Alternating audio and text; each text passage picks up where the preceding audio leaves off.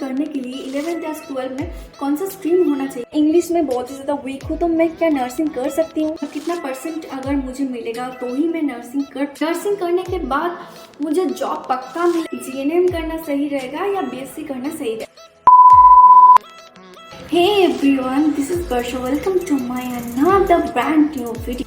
जो लोग स्टूडेंट्स हैं उनके लिए बहुत ही ज़्यादा इंफॉर्मेटिव वीडियो होने वाला है। ये वाला वीडियो बहुत सारे स्टूडेंट्स के लिए बहुत हेल्पफुल होने वाला है, क्योंकि जो लोग अभी 12 पास आउट हुए, जो मैटर है नर्सिंग, इस बारे में बहुत ही ज़्यादा इंटरेस्टेड है।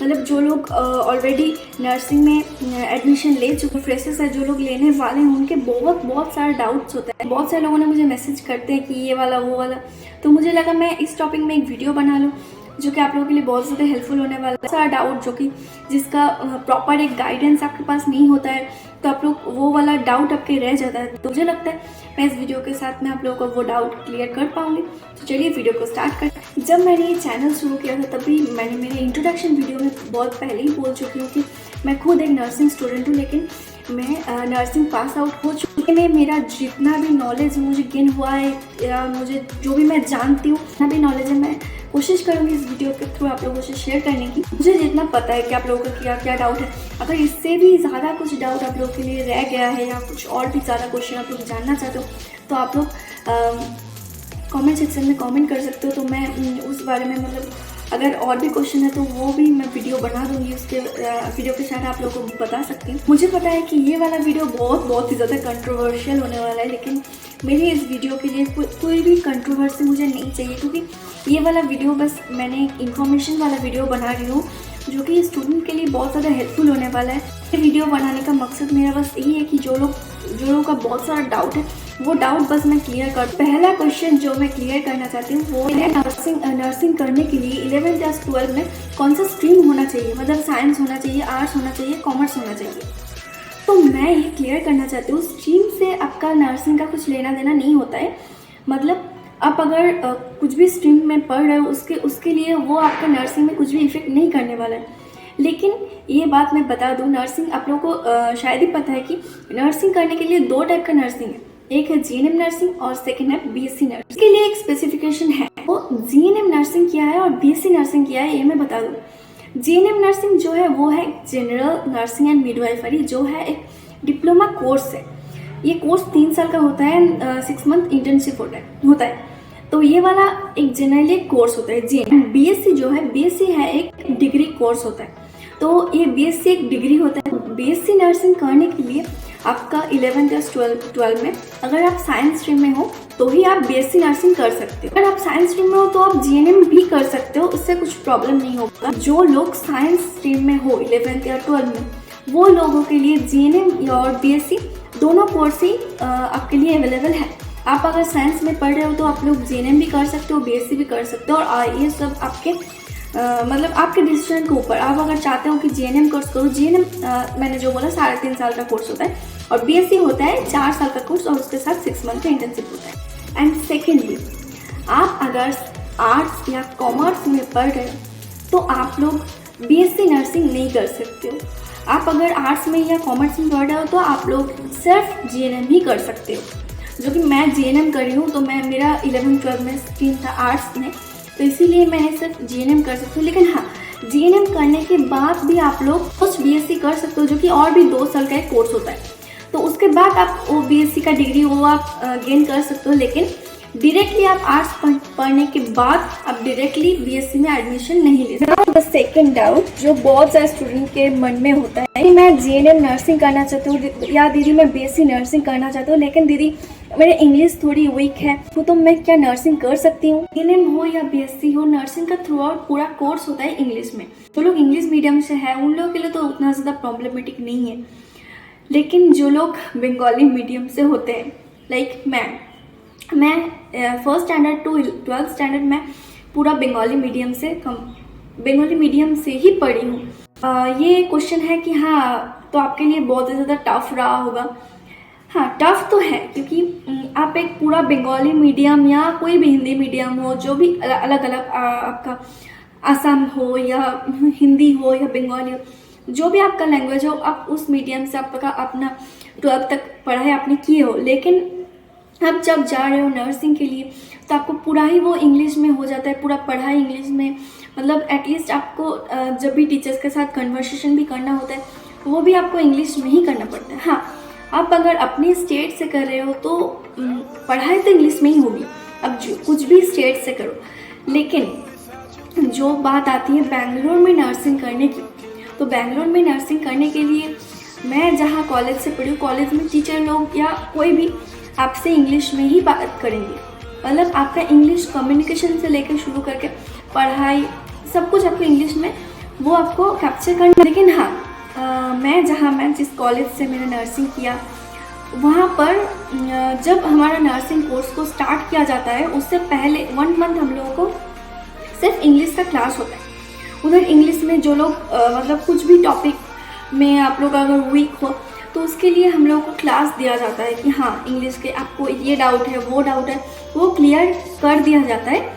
लेकिन हाँ, आप अगर कम्युनिकेशन मतलब थ्रूली कम्युनिकेशन वो आपको एक दिन में नहीं हो सकता। कम्युनिकेशन करने के लिए आपको मतलब सीनियर्स होंगे या क्लासमेट होगा या टीचर्स, उनके साथ आप पहले बात करते करते फिर आपका इंग्लिश बहुत ही थ्रू हो जाएगा। वो मुझे लगता है, क्योंकि मेरा भी ऐसा ही हाल था कि मुझे फर्स्ट टाइम में इतना ज़्यादा इंग्लिश में बहुत ही डर लगता था बात करने से भी, लेकिन उसके बाद वो धीरे धीरे हो जाता है, इससे कुछ प्रॉब्लम नहीं। द मैटर इज़ स्टडी करने के लिए इंग्लिश का जो मैटर है वो भी मैं बोलना चाहूँगी कि वो भी आप लोगों के लिए बहुत ही ज़्यादा टफ नहीं होने वाला है। क्योंकि पहले आपको थोड़ा प्रॉब्लम होगा कि हाँ मुझे नहीं आ रहा है, नहीं हो रहा है, लेकिन वो आपको प्रॉब्लम जोर से जो 3 से 4 मंथ तक हो गया। उसके बाद आप जब अगर स्टडी करना स्टार्ट कर दोगे, हर टाइम आप लोग पढ़ रहे हो, फिर इंग्लिश में बात भी कर रहे हो। इंग्लिश का नॉलेज तो सबके पास होता है क्योंकि 12th तक हम लोग इंग्लिश तो पढ़ते हैं, लेकिन जो वीकनेस का बात है, जो लोग वीक होते हैं उनके लिए थोड़ा टाइम लगता है लेकिन ठीक हो जाता है। तो इंग्लिश को लेके इतना ज़्यादा टेंशन करने की कोई भी बात नहीं। अब अगर इंग्लिश में वीक भी हो तो भी आप अगर नर्सिंग में आपको इंटरेस्ट है तो आप नर्सिंग में जा सकते हो।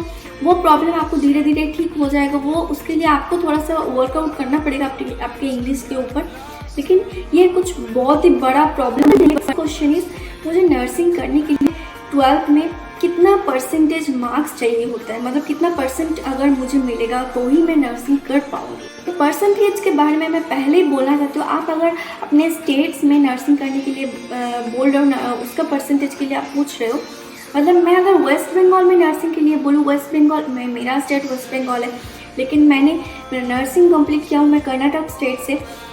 तो अगर आप वेस्ट बंगाल में आप लोग अगर नर्सिंग करना चाह रहे हो और पूछना चाह रहे हो कि कितना परसेंटेज चाहिए होता है, तो मैं पहले ही बोल दूँ, मैं अभी आप लोगों को कुछ ऐसा परसेंटेज मैं नहीं बोल सकती कि ऐसा इतना परसेंटेज या उतना परसेंटेज।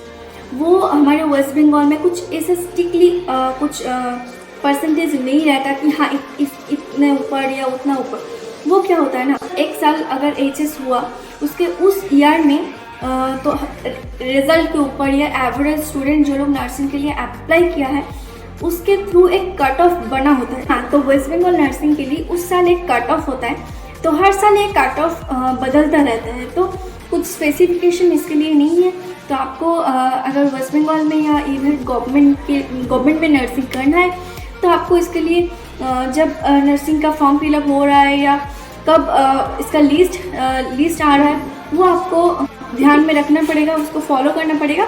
तो आप इधर नर्सिंग में भी अप्लाई कर सकते हो। अब आती हूँ बेंगलोर में नर्सिंग पढ़ने के लिए कितना परसेंटेज आपको चाहिए होगा। मैं अप्लाई किया था उस साल का एक बोला गया था, तभी हम लोगों ने, मुझे जितना तक पता है तो बेंगलोर में नर्सिंग करने के लिए आपको 40 या 50% तक ही उस साल, मतलब मैं 2019 में एडमिशन लिया था, तो 2019 में नहीं था कि हाँ आप अगर 40 या 50% तक आपके पास है तो आप बेंगलोर से नर्सिंग पढ़ सकते हो।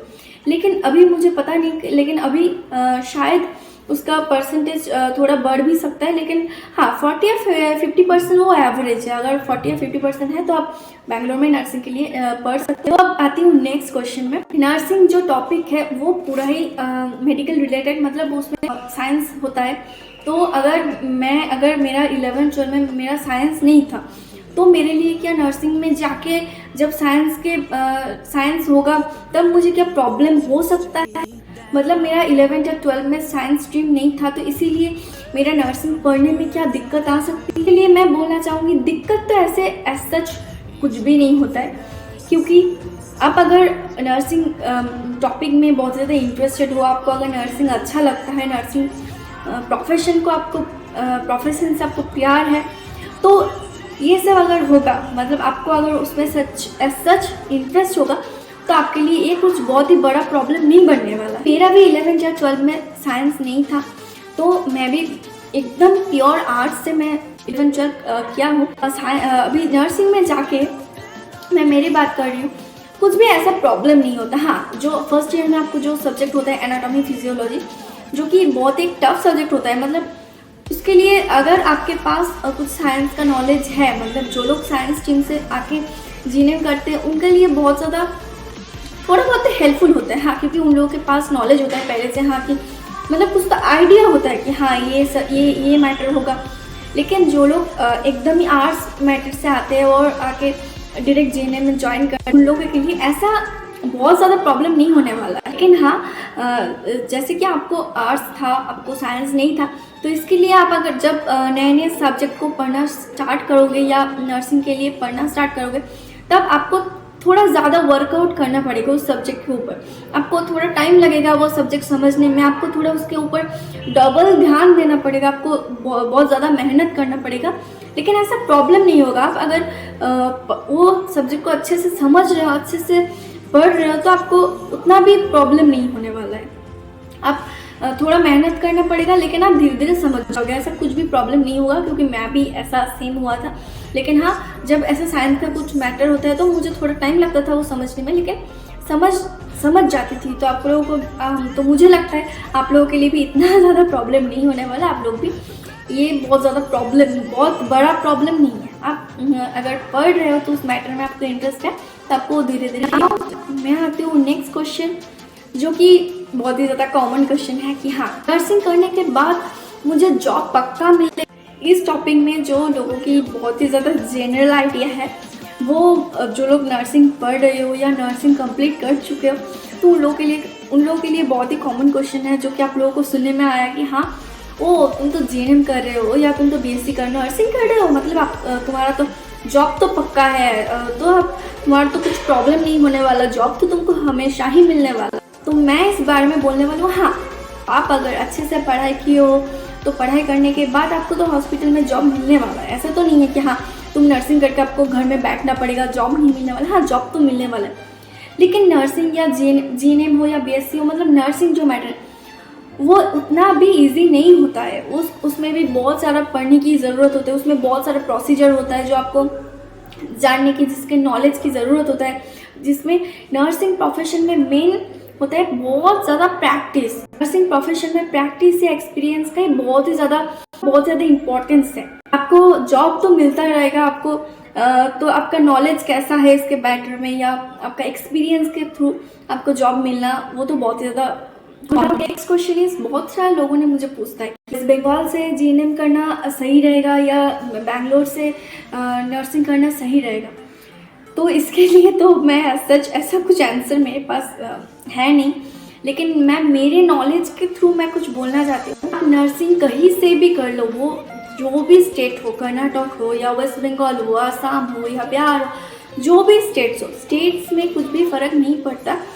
आपको बस अपना स्टडी अच्छे से करना है, आपको जो सीखने का होता है वो आपको अच्छे से गेन करना होगा, आपको बहुत सही से, क्योंकि ये जो हमारा प्रोफेशन, इधर हम लोग कुछ मशीन के साथ हम लोग डील तो नहीं करते थे, इसमें इंसान होते हैं, उनका लाइफ का सवाल होता है, तो आपको बहुत ही सिंसियरली आपको वो सीखना पड़ता है, जानना पड़ता है। तो ऐसा जगह डिफरेंस के लिए बोलूँ तो डिफरेंस तो एक ही चीज़ का होता है, जो मुझे जितना नॉलेज है उससे मैं बता सकती हूँ। प्रैक्टिकल, मतलब मैंने जो बोला नर्सिंग प्रोफेशन में प्रैक्टिकल बहुत ज़्यादा इम्पोर्टेंट होता है। तो जो कि होता है हमारे स्टेट में, इधर प्रैक्टिकल जो नर्सिंग स्टूडेंट है उनके लिए प्रैक्टिकल बहुत ही ज़्यादा, मतलब बहुत ज़्यादा उनके लिए प्रैक्टिकल या प्रैक्टिस होता है। तो आप अगर बैंगलोर में कर रहे हो तो बैंगलोर में भी ऐसा नहीं कि हाँ प्रैक्टिस नहीं करवाते, हम लोग भी प्रैक्टिस किए हैं। लेकिन हाँ, वेस्ट बंगाल के हिसाब से अगर मैं देखना चाहूँ, हाँ तो वेस्ट बंगाल के हिसाब से थोड़ा कम प्रैक्टिकल करवाया जाता है उधर, लेकिन उधर भी जो आपको सिखाया जाता है वो बहुत ही अच्छे से सिखाया जाता है। बहुत ही टीचर्स भी बहुत ही अच्छे से आपको समझाते हैं, पढ़ाते हैं, जो कि हम लोगों को भी, मुझे भी मेरे कॉलेज से बहुत ज़्यादा प्यार मिला है। हाँ ऐसे करो वैसे करो, हम लोग को ऐसा भी कुछ नहीं कि हाँ ऐसा अच्छे से नहीं सिखाया, कुछ बहुत ही अच्छे से हम लोग को सिखाया जाता है। तो डिफरेंस यही होता है कि हाँ टाइमिंग का थोड़ा प्रैक्टिकल इधर थोड़ा ज़्यादा होता है, इधर थोड़ा कम होता है, लेकिन उधर भी प्रैक्टिकल बहुत ही अच्छे से सिखाया जाता है। तो अब आती हूँ और एक इम्पॉर्टेंट क्वेश्चन, जो कि दीदी जीएनएम करना सही रहेगा या बीएससी करना सही रहेगा? तो इसका एक प्रॉपर आंसर मैं बोलना चाहूँगी। तो आपने अगर अपना 11th 12th साइंस स्ट्रीम से कंप्लीट की हो तो आपका मैं बोलना चाहूँगी हाँ आप तो ज़रूरी बीएससी नर्सिंग ही करो। हाँ बीएससी नर्सिंग का कोर्स ड्यूरेशन 4 इयर्स का होता है, इससे और सब्जेक्ट भी जीएनएम से थोड़ा ज़्यादा होता है, मतलब उन लोगों का 4 साल का। आप लोग अगर सब्जेक्ट की डिटेल्स में जानना चाहते हो, मतलब आप लोगों का अगर जीएनएम और बीएससी में सब्जेक्ट में क्या क्या डिफरेंस है, कौन से सब्जेक्ट होता है, इसके ऊपर अगर वीडियो चाहिए होगा तो आप प्लीज़ कमेंट कीजिए, तो मैं उसके लिए नेक्स्ट वीडियो उसी टॉपिक के ऊपर बना दूँगी। हाँ तो आप अगर साइंस स्ट्रीम से किए हो तो आपको तो आँख बंद करके बीएससी ही कर लेनी चाहिए, क्योंकि बीएससी एक डिग्री होता है जो कि आपके लिए बहुत ही अच्छा होने वाला है। जो नेक्स्ट क्वेश्चन है, वो लोग बीएससी कोर्स कंप्लीट किए वो लोग क्या हॉस्पिटल फील्ड में ड्यूटी नहीं कर सकते, या जो लोग जीएनएम कोर्स के हैं वो लोग क्या टीचिंग प्रोफेशन में नहीं जा सकते? तो मैं उन लोगों के लिए बता दूं, जो लोग जीएनएम कंप्लीट किए वो लोग सिर्फ हॉस्पिटल फील्ड में ही जॉब कर सकते। जीएनएम कंप्लीट करने के बाद वो लोग डायरेक्ट टीचिंग प्रोफेशन में नहीं जा सकते। जो लोग जीएनएम कंप्लीट किए उन लोगों के लिए सिर्फ एक ही ऑप्शन होता है, वो लोग सिर्फ हॉस्पिटल फील्ड में ही जॉब। लेकिन उसके बाद अगर जीएनएम करने के लिए बीएससी कर लिया या उसके ऊपर भी और भी डिग्री करना चाहा तो उन लोगों के लिए हाँ वो लोग करने के बाद वो लोग टीचिंग प्रोफेशन में जा सकते हैं, लेकिन सिर्फ जीएनएम करने के बाद वो लोग टीचिंग प्रोफेशन में नहीं जा सकते। और जिन लोगों ने बीएससी नर्सिंग किया तो उनके पास 2 ऑप्शन ही होता है, वो लोग हॉस्पिटल फील्ड में भी जॉब कर सकते हैं, वो लोग टीचिंग प्रोफेशन में भी ज्वाइन कर सकते हैं। तो उन लोगों का पास आउट होने के बाद उन लोगों के पास ऑप्शन होता है कि वो लोग टीचिंग प्रोफेशन में जाए। लेकिन अगर दोनों प्रोफेशन उनके लिए खुला होता है, लेकिन किसी को इंटरेस्ट होता है कि हाँ मैं हॉस्पिटल फील्ड में जॉब करूँ, किसी को टीचिंग प्रोफेशन में इंटरेस्ट होता है, तो उन लोगों के लिए दोनों ऑप्शन ही अवेलेबल है। तो वो लोग अपना खुद का मर्जी से दोनों कुछ भी फील्ड से दोनों फील्ड में ज्वाइन कर। लास्ट एंड फाइनल थिंग, क्या जीएनएम नर्सिंग करना सही रहेगा या जीएनएम नर्सिंग करना सही होगा? क्योंकि मैं खुद एक नर्सिंग स्टूडेंट हूँ, तो मुझे जितना नॉलेज है या मुझे जितना तक पता है कि हाँ ये एक नोबल प्रोफेशन है, जिसमें मतलब आप अगर कुछ इंसान के लिए कुछ करना चाहते हो, आप सर्व करना चाहते हो पीपल के लिए, तो आपके लिए तो ये बहुत एक अच्छा प्रोफेशन है। आप लोगों को अगर कुछ लोगों के लिए कुछ करना आपको अच्छा लगता है तो इस आपके लिए तो नर्सिंग प्रोफेशन सबसे ज़्यादा अच्छा होता है। तो ये ज़रूरी नहीं कि आप क्या कर रहे हो, जीएनएम हो या बीएससी हो या कुछ भी प्रोफेशन हो, आपको वो इम्पॉर्टेंट नहीं कि आप क्या कर, लेकिन इम्पॉर्टेंट ये है जो भी आप काम करना चाहते हो या कुछ भी प्रोफेशन चूज़ कर रहे हो, तो उससे पहले आपको सिर्फ कॉन्फिडेंट, मैं सिर्फ बोलना चाहती हूँ कि हाँ आपको जो भी प्रोफेशन में जाना है तो किसी के फोर्स में आके मत जाओ। मतलब इसीलिए कुछ भी प्रोफेशन आप चूज़ मत करो कि कोई बोल रहा है कि हाँ ये प्रोफेशन अच्छा है या ये प्रोफेशन बुरा है, इसमें मत जाओ। मुझे लगता है आपको जिस प्रोफेशन में इंटरेस्ट है या आपको जो प्रोफेशन अच्छा लगता है वही प्रोफेशन में आप जाओ, जो भी प्रोफेशन में आपको इंटरेस्ट है। क्योंकि अगर हाँ नर्सिंग में तो ये बेनिफिट्स अच्छा है तो मैं ज्वाइन कर लूँ, ऐसा सोच के बिल्कुल भी कुछ भी प्रोफेशन में मत जाओ। कि हाँ बेनिफिट्स तो सभी प्रोफेशन में होता है, बेनिफिट्स तो नर्सिंग में भी बहुत सारे हैं, लेकिन सिर्फ बेनिफिट्स है इसके लिए आपको नर्सिंग अगर आप चूज़ कर लोगे तो उससे आपको कुछ भी बहुत ज़्यादा फ़ायदा नहीं होना। आप अगर जीएनएम या बीएससी मतलब नर्सिंग करना चाहते हो तो आपको सच में इंटरेस्ट है या इस प्रोफेशन का आपको अच्छा लगता है, इस प्रोफेशन का वर्क आपको अच्छा लगता है, तो ही आप ये प्रोफेशन में जा। नर्सिंग बहुत ही अच्छा प्रोफेशन है। मतलब ये एक ऐसा प्रोफेशन है जहाँ पे आपको काम करके एक सेटिस्फेक्शन होगा कि हाँ मैंने, मतलब अगर आपको इस प्रोफेशन से प्यार होगा तो आपको नहीं लगेगा कि हाँ मैंने काम किया या मैं ड्यूटी में जा रही हूँ, मैं कितना काम कर रही हूँ, आपको फील नहीं होगा। क्योंकि आपको प्यार से अगर काम करोगे तो आपको लगेगा हाँ ये मैंने कुछ काम नहीं किया, हाँ मैंने प्यार से किया तो अच्छा लगा, इतना तक ही। तो आप अगर जीएनएम या बीएससी या नर्सिंग करना चाहते हो तो आप बेझिझक जाओ। और अगर आप लोगों को नर्सिंग या मतलब जीएनएम नर्सिंग या पीएससी नर्सिंग रिलेटेड कुछ भी क्वेश्चन है तो प्लीज़ मेरे इस वीडियो के नीचे कमेंट सेक्शन में कमेंट करो, तो आप लोगों के लिए वो नेक्स्ट वीडियो में वो डाउट्स मैं क्लियर कर दूँगी। और अगर आप लोगों को पर्सनली मुझे क्वेश्चन करना है तो प्लीज़ मैं मेरा डिस्क्रिप्शन बॉक्स में मेरा इंस्टाग्राम का लिंक दे दिया, तो आप लोग मुझे इंस्टाग्राम में भी क्वेश्चन कर सकते हो इनबॉक्स में, या इंस्टाग्राम में भी मुझे पिंक कर सकते हो। तो यही था आज का मेरा वीडियो। तो ये वाला वीडियो आप लोगों को कैसा लगा मुझे कमेंट कीजिए कि हाँ वीडियो कैसा लगा। और इस वीडियो में अगर इस टॉपिक में आप लोगों को और भी कुछ क्वेश्चंस हैं तो आप लोग कर सकते हो। मुझे जितना भी जानकारी है, मुझे जितना भी नॉलेज है, मैं देने की कोशिश करूँगी। अगर मुझे लगता है कि ये वाला वीडियो आप लोगों के लिए बहुत ही ज़्यादा इन्फॉर्मेशन वीडियो होगा, तो आप लोगों का कुछ भी जो लोगों का डाउट है वो मुझे लगता है मैं क्लियर कर पाई हूँ। ये था मेरा आज का वीडियो। तो मेरे चैनल को सब्सक्राइब करना बिल्कुल भी मत भूलना, और ये वाला वीडियो को लाइक कमेंट और शेयर करना एकदम ही मत भूलना। तो चलिए मिलते हैं नेक्स्ट कोई ऐसी इन्फॉर्मेशन वीडियो के साथ। तो टिल देन टेक केयर, और मेरे वीडियो को देखते रहिए। Take care, bye bye.